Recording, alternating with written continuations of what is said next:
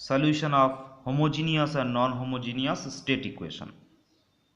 First we have to know about the homogeneous and non-homogeneous state equation.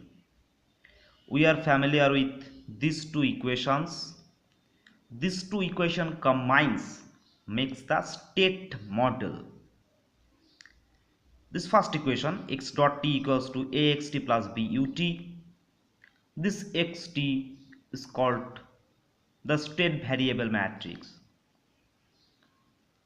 That's actually x1, x2, x3 etc are called the state variables. Ut for input, and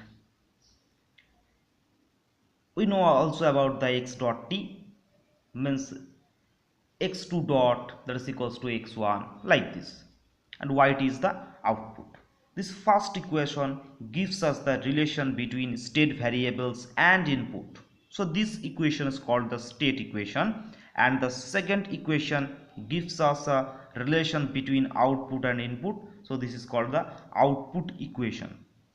Okay, now come to the homogeneous equation. Equation will called a homogeneous state equation when there is no existence of input. So without input, how we can get the output? Just the initial conditions will provide us the output in case of homogeneous equation where no existence of input is there. Since input is 0, state equation, this state equation is called the the homogeneous equation.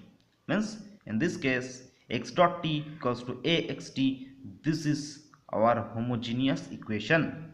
And if input is non-zero, in this case the total equation will exist, and this is called the non-homogeneous equation. Now we are going to find out the solution of this state equation. Solution means what? Solution means we have to find out the xt. Okay, so at first we will take the Laplace transform of this equation. X dot t means the first derivative of xt. So if I take the Laplace transform, it will become s x of s. Not only this, with this the effect of initial condition will also exist. So minus x of 0, this is the formula of Laplace transform, equals to a x of s plus b u of s. That will give us si minus a x of s equals to x of 0 plus b u of s. How I comes here? Because this is not matrix but this is matrix. If we have to add a matrix with a constant, then we have to convert this s into matrix by multiplying this s with I. We make a matrix and then we subtract the A matrix from this SI matrix. Okay, so now x of s equals to SI minus A inverse x of 0 plus SI minus A inverse B u of s. This can be written as phi of s. This is called the resolvent matrix.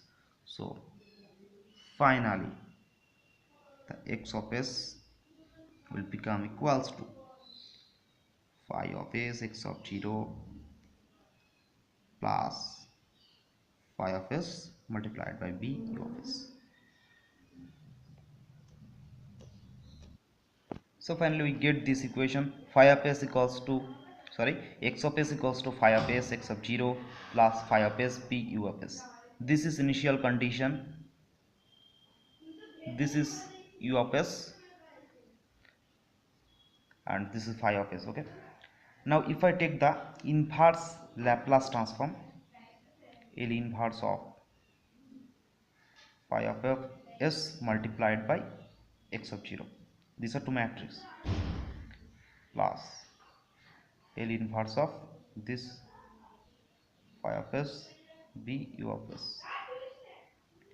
This will give us the solution of state equation. Here two terms we have to remember. This is called the ZIR, zero initial response, means when input is 0, the solution of state equation will be only this. So this total is the solution of non-homogeneous state equation, and if the state equation is homogeneous, this part will not exist here. So we no need to find out another solution for homogeneous state equation separately from the non-homogeneous, from the solution of non-homogeneous state equation. We can say that this will be the solution, means only this part will be the solution of a homogeneous state equation. This is called the zero input response, and this is called the ZS, or zero state response.